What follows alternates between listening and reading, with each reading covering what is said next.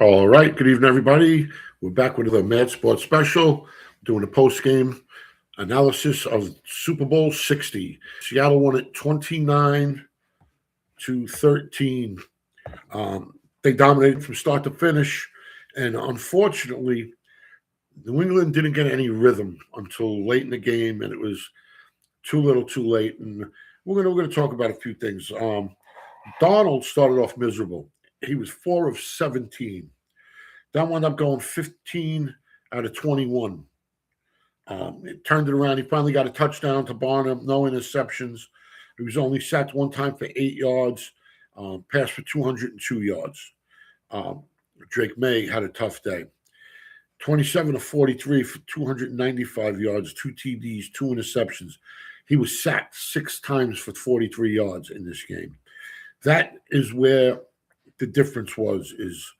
Um, New England had two rookie linemen playing. Not knocking them. They're going to be fun. They're going to be awesome and a dynamo because they're both together. I believe on the right side.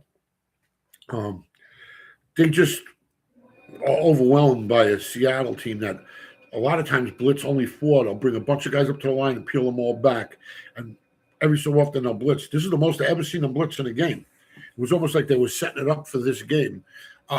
Witherspoon had some big plays. He had the fumble. He had the sack. Played some great defense. Team was stellar. Getting into the running situation for both of them. Kenneth Walker ran 27 times for 135 yards, averaging 5 yards a carry. His longest was 30 yards. He actually broke one for 60, but could call back for a holding penalty. Otherwise, he might have broke 200 yards for the day. George Holani had 2 runs for 6 yards. Donald had 2 for 5. Shaheed ran 1 for -5. For New England, Drake May had 5 runs for 37 yards, running for his life. Stevenson, they shut him down and never went back to him again. He had 7 carries for 23 yards. He started off strong, and then they just pounded him out. And Henderson was 6 carries for 19 yards. So Stevenson was their best carrier for 3.3 yards, except for May. May running. Quarterbacks usually do get a lot bigger yards because of how they run. Guys, looking downfield to their backs and whatnot. But what a defense. Receiving, guys got shut down. Jackson Smith was held out for most of the game because they were checking to see if he had a concussion. He wound up with 4 catches for 27 yards. Cooper Kupp was the guy, 6 catches for 61.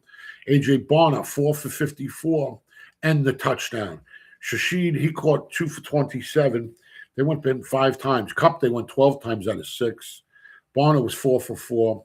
And Jigba was 10 out of 4. Kenneth Walker had 2 out of 4. His 2 catches were for 26. George Holani, they only went at him once, and he had a catch for 7 yards. New England, Mac Hollins, they finally started going to him at the end and taking some chances. And he had 4 receptions for 78 yards and a TD. DeMarco Douglas was the next guy with 5 with 45. And these 2 guys are like the later end guys. They're not the top guys. So, as I was explaining in my pregame, that he does throw it around all over the place after Diggs. And here you've seen it today. Diggs only had 3 catches. They only went to him 3 times. Henry, 5 times they went to him, but he had 3 catches.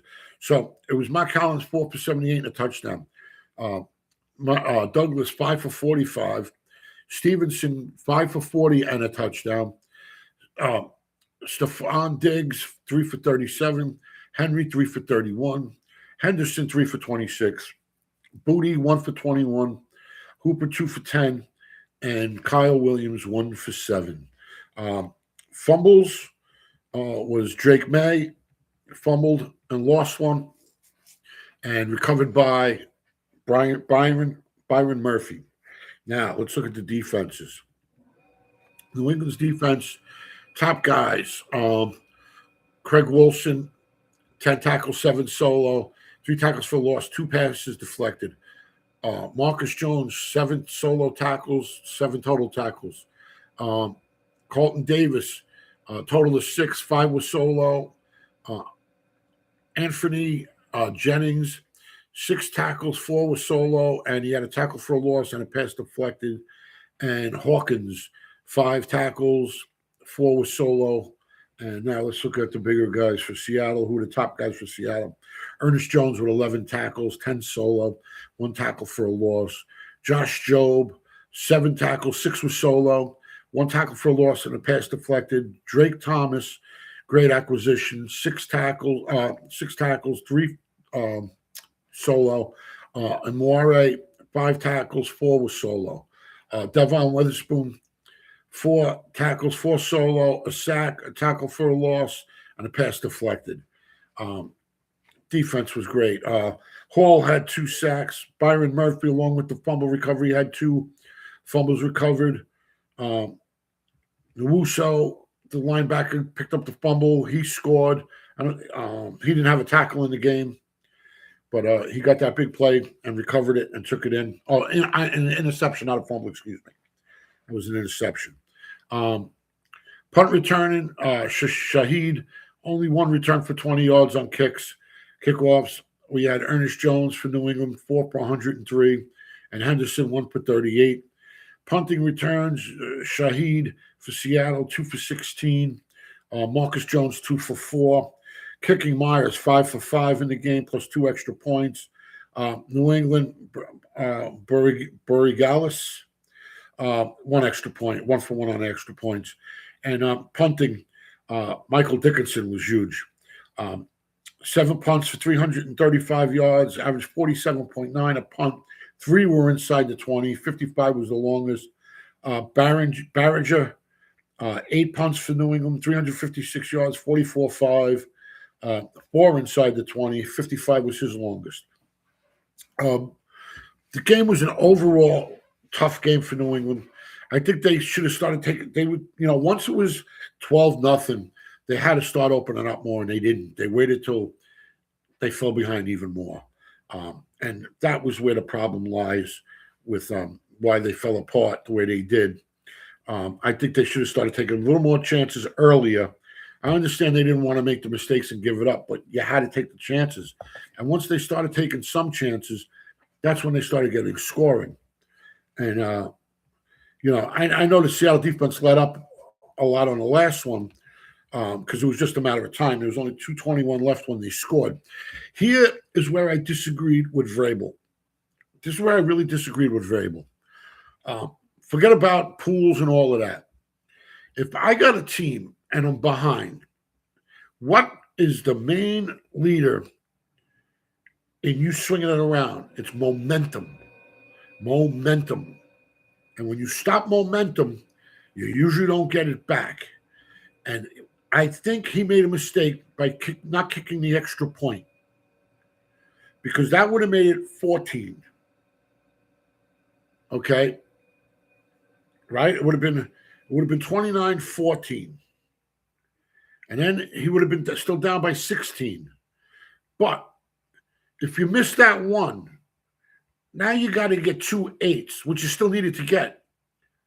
But you really would have only needed, if you would have had the 14 and you would have got another touchdown, it's 21, you only needed 1 8. I would have left that for the end. Because if you can come back 3 touchdowns, the momentum swing and the mentality is enormous. It's like a tidal wave. It can't be stopped.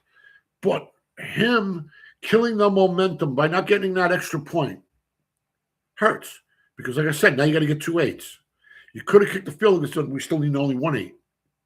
Right? How does that sound better mentally? If you would have got it, great, but you didn't. And that's the thing. And when you look at the playoffs, not many teams made 2-point conversions. So I would have waited till I had more momentum to pull that off. I truly would have. It's the way the cookie crumbles. That's what they chose. That's what they got. It was not a fun Super Bowl to watch, to be honest. And I'm a Seahawks fan.